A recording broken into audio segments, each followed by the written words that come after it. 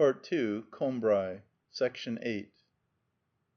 While I was reading in the garden, a thing my great aunt would never have understood my doing save on a Sunday, that being the day on which it was unlawful to indulge in any serious occupation, and on which she herself would lay aside her sewing (on a week day she would have said, "How you can go on amusing yourself with a book, it isn't Sunday, you know," putting into the word "amusing" an implication of childishness and waste of time), my aunt Léonie would be gossiping with Françoise until it was time for Eulalie to arrive.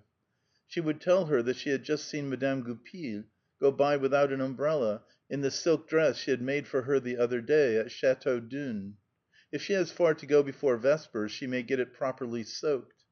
Very likely, which meant also very likely not, was the answer, for Françoise did not wish definitely to exclude the possibility of a happier alternative. "There now," went on my aunt, beating her brow, "that reminds me that I never heard if she got to church this morning before the elevation. I must remember to ask Eulalie. Françoise, just look at that black cloud behind the steeple, and how poor the light is on the slates. You may be certain it will rain before the day is out. It couldn't possibly keep on like this, it's been too hot.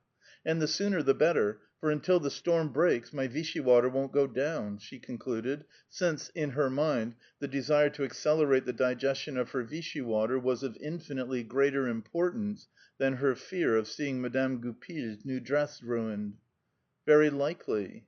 "And you know that when it rains in the square there's none too much shelter."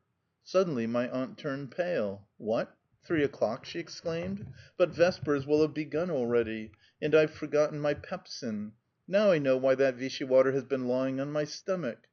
And falling precipitately upon a prayer book bound in purple velvet, with gilt clasps, out of which in her haste she let fall a shower of the little pictures, each in a lace fringe of yellowish paper, which she used to mark the places of the greater feasts of the church, my aunt, while she swallowed her drops, began at full speed to mutter the words of the sacred text, its meaning being slightly clouded in her brain by the uncertainty whether the pepsin, when taken so long after the Vichy, would still be able to overtake it and to send it down. 3 o'clock! It's unbelievable how time flies! A little tap at the window as though some missile had struck it, followed by a plentiful falling sound as light, though, as if a shower of sand were being sprinkled from a window overhead. Then the fall spread, took on an order, a rhythm, became liquid, loud, drumming, musical, innumerable, universal. It was the rain. "There, Françoise, what did I tell you? How it's coming down! But I think I heard the bell at the garden gate. Go along, and see who can be outside in this weather." Françoise went and returned. "It's Madame Amédée, my grandmother. She said she was going for a walk. It's raining hard all the same." "I'm not at all surprised," said my aunt, looking up towards the sky. "I've always said that she was not in the least like other people. Well, I'm glad it's she and not myself who's outside in all this." "Madame Amédée is always the exact opposite of the rest," said Françoise, not unkindly, refraining until she should be alone with the other servants from stating her belief that my grandmother was a bit off her head. "There's benediction over. Eulalie will never come now," sighed my aunt. "It will be the weather that's frightened her away." "But it's not 5 o'clock yet, Madame Octave. It's only 4:30." "Only 4:30? And here am I, obliged to draw back the small curtains just to get a tiny streak of daylight, at 4:30! Only a week before the Rogation days! Oh, my poor Françoise, the dear Lord must be sorely vexed with us. The world is going too far in these days. As my poor Octave used to say, we have forgotten God too often, and He is taking vengeance upon us." A bright flush animated my aunt's cheeks. It was Eulalie.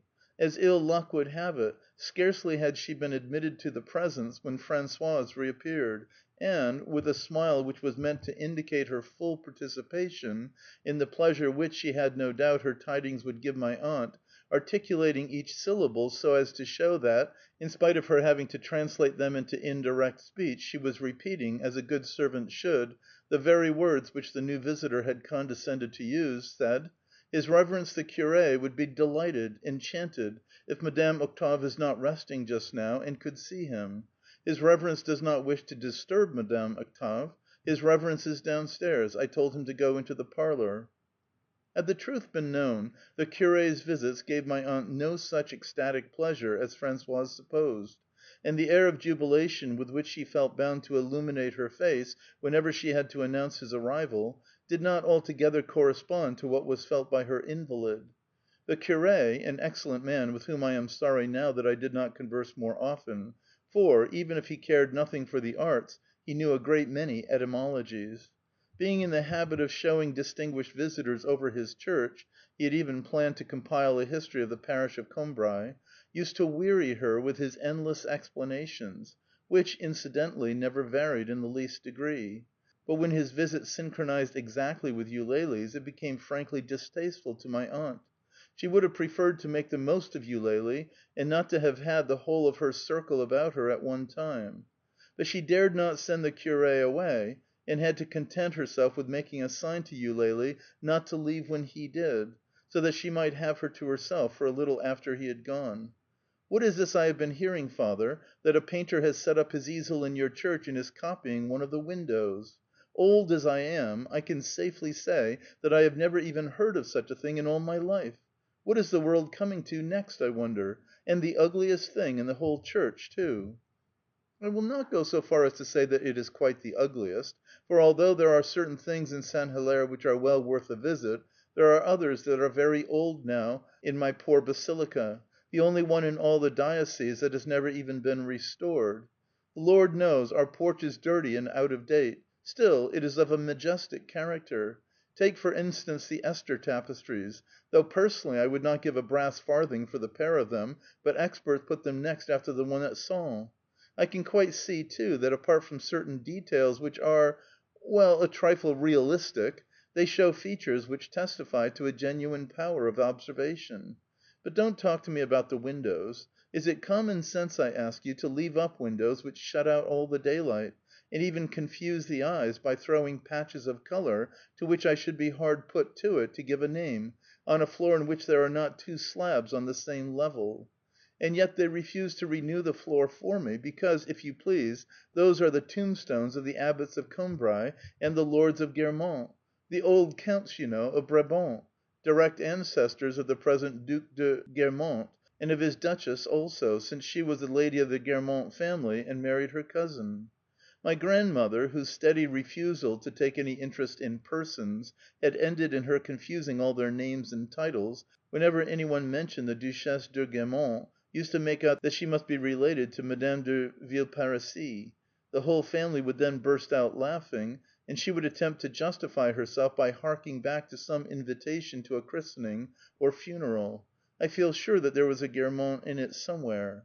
And for once I would side with the others and against her, refusing to admit that there could be any connection between her school friend and the descendant of Geneviève de Brabant. "Look at Roussainville," the Curé went on. "It is nothing more nowadays than a parish of farmers, though in olden times the place must have had a considerable importance from its trade in felt hats and clocks. I am not certain, by the way, of the etymology of Roussainville. I should dearly like to think that the name was originally Rouville, from Radulfi villa, analogous, don't you see, to Chateau Roux, Castrum Radulfi, but we will talk about that some other time. Very well, the church there has superb windows, almost all quite modern, including that most imposing entry of Louis Philippe into Cambrai, which would be more in keeping, surely, at Cambrai itself, and which is every bit as good, I understand, as the famous windows at Chartres.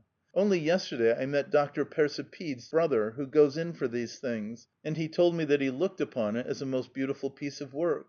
But, as I said to this artist, who, by the way, seems to be a most civil fellow, and is a regular virtuoso, it appears, with his brush, "What on earth," I said to him, "do you find so extraordinary in this window, which is, if anything, a little dingier than the rest?"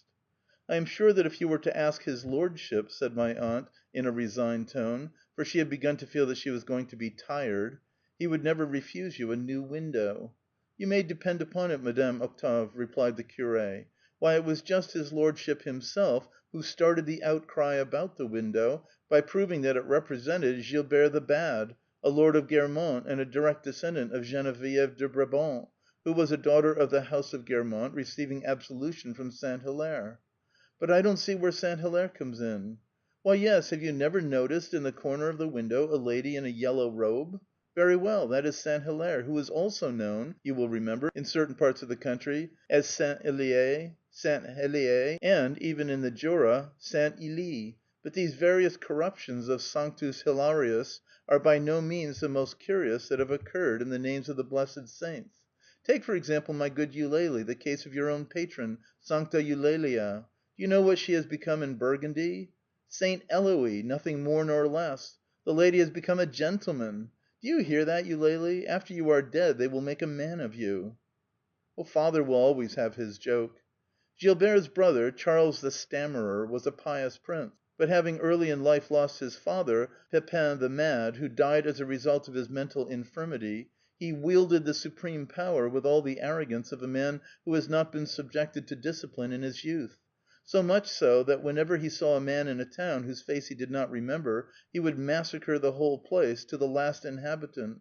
Gilbert, wishing to be avenged on Charles, caused the church at Combray to be burned down, the original church that was, which Théodebert, when he and his court left the country residence he had near here, at Tiberzi, which is of course Theodeberiacus, to go out and fight the Burgundians, had promised to build over the tomb of Saint Hilaire if the saint brought him victory.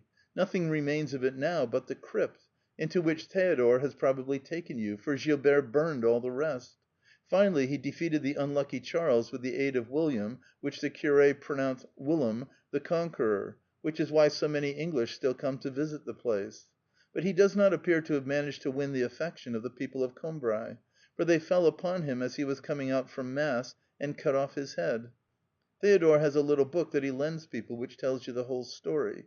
But what is unquestionably the most remarkable thing about our church is the view from the belfry, which is full of grandeur. Certainly in your case, since you are not very strong, I should never recommend you to climb our 97 steps, just half the number they have in the famous cathedral at Milan. It is quite tiring enough for the most active person, especially as you have to go on your hands and knees, if you don't wish to crack your skull, and you collect all the cobwebs off the staircase upon your clothes. In any case, you should be well wrapped up," he went on, without noticing my aunt's fury at the mere suggestion that she could ever, possibly, be capable of climbing into his belfry. "For there's a strong breeze there once you get to the top. Some people even assure me that they have felt the chill of death up there. No matter, on Sundays there are always clubs and societies, who come, some of them, long distances to admire our beautiful panorama, and they always go home charmed. Wait now, next Sunday, if the weather holds, you will be sure to find a lot of people there for Rogation Tide.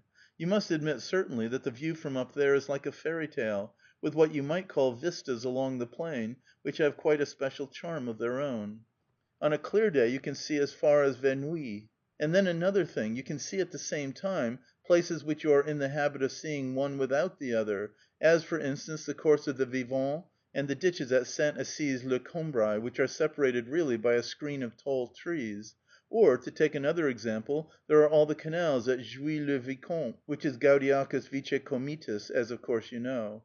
Each time that I have been to Jouy I have seen a bit of a canal in one place, and then I have turned a corner and seen another, but when I saw the second I could no longer see the first.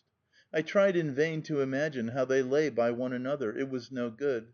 But from the top of Saint Hilaire it's quite another matter. The whole countryside is spread out before you like a map.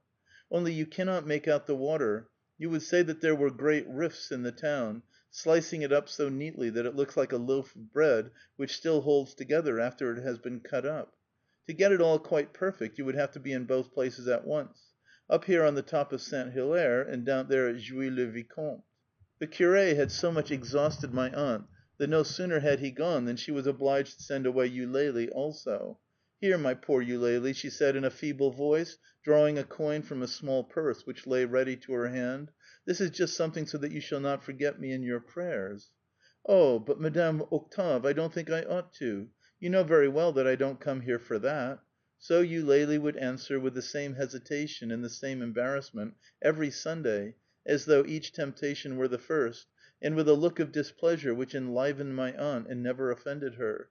For if it so happened that Eulalie, when she took the money, looked a little less sulky than usual, my aunt would remark afterwards, "I cannot think what has come over Eulalie. I gave her just the trifle I always give, and she did not look at all pleased." "I don't think she has very much to complain of, all the same," Françoise would sigh grimly. for she had a tendency to regard as petty cash all that my aunt might give her for herself or her children, and as treasure, riotously squandered on a pampered and ungrateful darling, the little coins slipped Sunday by Sunday into Eulalie's hand, but so discreetly passed that Françoise never managed to see them. It was not that she wanted to have for herself the money my aunt bestowed on Eulalie. She had already enjoyed a sufficiency of all that my aunt possessed, in the knowledge that the wealth of the mistress automatically ennobled and glorified the maid in the eyes of the world, and that she herself was conspicuous and worthy to be praised throughout Combray, Jouy, le Vicomte, and other cities of men, on account of my aunt's many farms, her frequent and prolonged visits from the curé, and the astonishing number of bottles of Vichy water which she consumed.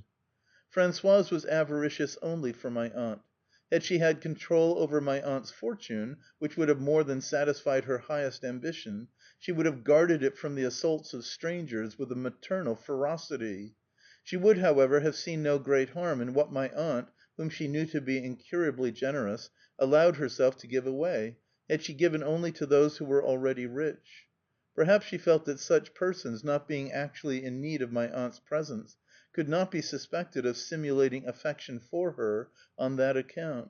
Besides, presents offered to persons of great wealth and position, such as Madame Sazerat, Monsieur Swann, Monsieur Legrandin, and Madame Goupil, to persons of the same class as my aunt, and who would naturally mix with her, seemed to Françoise to be included among the ornamental customs of that strange and brilliant life led by rich people, who hunted and shot, gave balls and paid visits, a life which she would contemplate with an admiring smile. But it was by no means the same thing if, for this princely exchange of courtesies, my aunt substituted mere charity, if her beneficiaries were of the class which Françoise would label people like myself, or people no better than myself, people whom she despised even more if they did not address her always as Madame Françoise, just to show that they considered themselves to be not as good. And when she saw that, despite all her warnings, my aunt continued to do exactly as she pleased, and to fling money away with both hands, or so at least Françoise believed, on undeserving objects, she began to find that the presents she herself received from my aunt were very tiny compared to the imaginary riches squandered upon Eulalie. There was not in the neighbourhood of Combray a farm of such prosperity and importance that Françoise doubted Eulalie's ability to buy it, without thinking twice, out of the capital which her visits to my aunt had brought in. It must be added that Eulalie had formed an exactly similar estimate of the vast and secret hoards of Françoise. So every Sunday, after Eulalie had gone, Françoise would mercilessly prophesy her coming downfall. She hated Eulalie, but was at the same time afraid of her, and so felt bound, when Eulalie was there, to look pleasant. But she would make up for that after the other's departure, never, it is true, alluding to her by name, but hinting at her in Sibylline oracles, or in utterances of a comprehensive character, like those of Ecclesiastes the preacher, but so worded that their special application could not escape my aunt. After peering out at the side of the curtain to see whether Eulalie had shut the front door behind her, "Flatterers know how to make themselves welcome, and to gather up the crumbs. But have patience, have patience. Our God is a jealous God, and one fine day He will be avenged upon them," she would declaim, with the sidelong, insinuating glance of Joash, thinking of Athaliah alone when he says that "the prosperity of wicked men runs like a torrent past, and soon is spent." End of Part II, Section 8.